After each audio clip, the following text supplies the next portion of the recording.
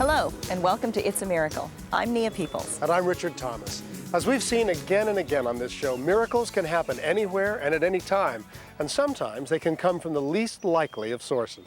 That's what happens in our first story. It begins after a winter storm. The ground is covered with snow, but it's not just hiding the fields and the roads, it's also hiding a very unexpected miracle.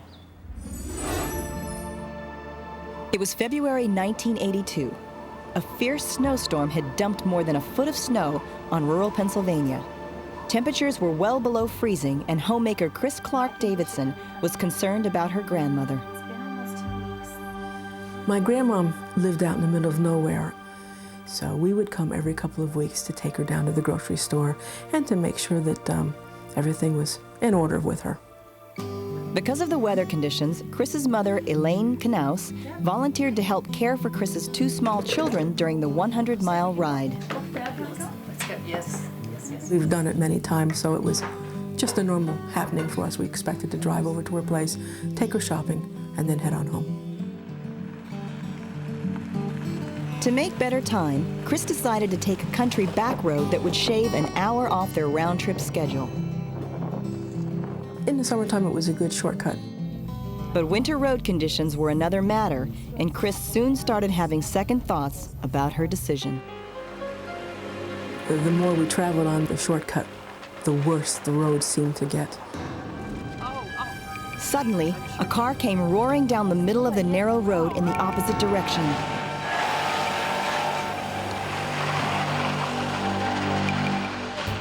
The other driver didn't stop, and now Chris's car was hopelessly stuck.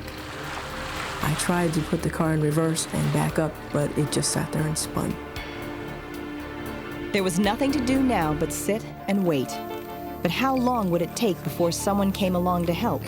The car was already losing its heat, and soon it would be freezing inside. Chris decided to take action. I decided to get out, even though I was wearing sandals at the time, and take a look to see how bad the car was stuck. Chris's mother was most concerned for the little children, and she said a quiet prayer. I prayed, Lord, send your angels to help us. We need help. We're stuck in the middle of no place and we need help. Mom, I think I see a barn over there, Mom. I'm gonna go see if we can get some help. All right, babe, just be careful.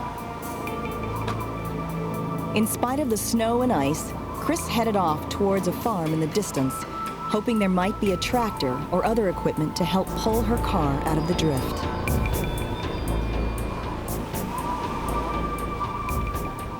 The lights inside the barn were warm and inviting, and so she stepped inside.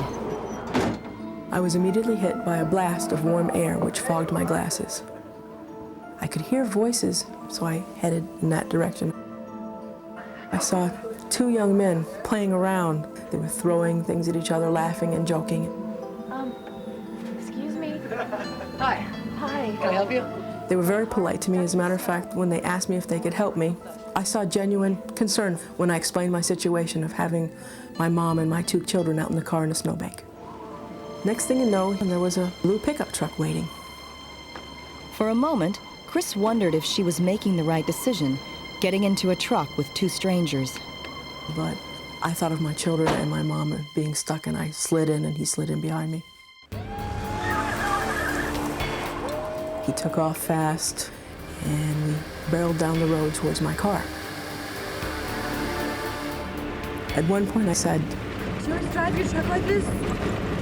It's not my truck.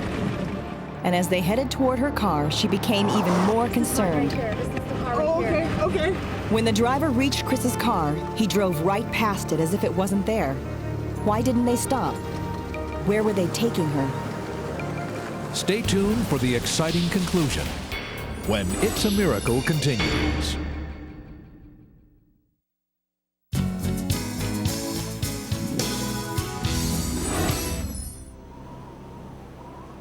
In 1982, a severe snowstorm had blanketed northern Pennsylvania, and Chris Davidson, afraid for her grandmother, had bundled up her babies and with her mother had headed out to help. They took a shortcut to save time, but a speeding car forced them off the road into a snowbank. There was only one recourse, go off the edge. Either that or we would have hit them. Now they were stuck on a remote country road, and the temperature inside the car was dropping rapidly. Chris spotted a farm in the distance and hiked across the snow to find help. Inside the barn, she discovered a pair of farmhands who seemed only too eager to assist her. But now she wondered if getting into the car with them hadn't been one of the biggest mistakes of her life. Her mother, Elaine, shared her concern. Soon I see my daughter in an old blue truck, and she's sitting in the middle between two fellows, and they're zooming up past me. We went past the car, dove off into a field, did a donut, spun around, came back on the main route, and then pulled up behind my car.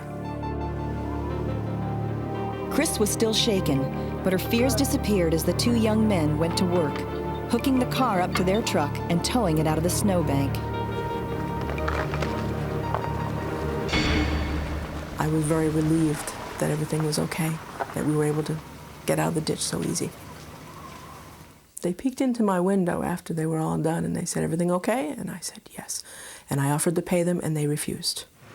Thank you so much for saving us. Thank you so much. All right. Thank you. Chris and her family continued on to her grandmother's house, thankful for small miracles. I drove more cautious the rest of the way because of what had happened. But we managed to get there with no problems. It wasn't until a few weeks later that Chris realized how miraculous her rescue had been. Once again, she and her mother were on their way to her grandmother's home. It's not until... We had had a thaw, and we thought, well, it's safe to take the shortcut this time for sure. We get close to the barn, and I mentioned to Mom, I said, I'd like to stop and thank them again.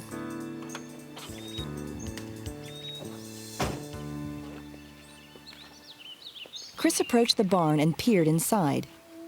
But this time, it was not warm and inviting, but a chilling experience. Instead of being a normal, well-kept barn, it was shabby. It was falling apart. It was empty. The roof in back was caving in. Tumbleweeds huddled against the broken walls of the stalls. My first thoughts when I saw this was, do I have the wrong barn? But I knew I didn't. I don't know, Mom. It looks like the same place, but it's totally different inside. There's a house over there that I'm gonna go check out and see what they know what's going on. Chris approached the house, hoping that someone who lived there could shed light on the mystery.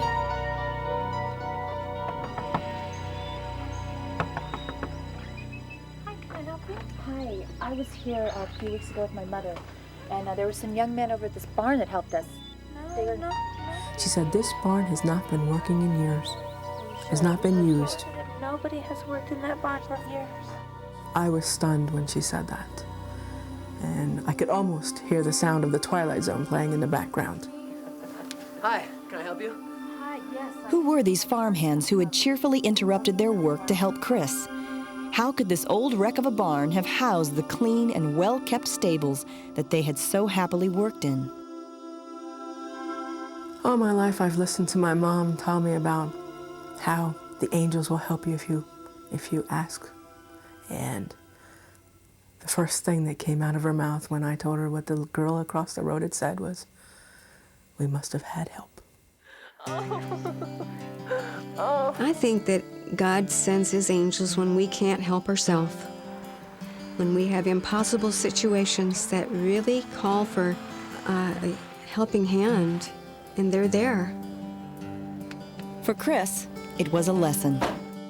I learned that help is there if you ask for it. And I learned that angels can drive pickup trucks.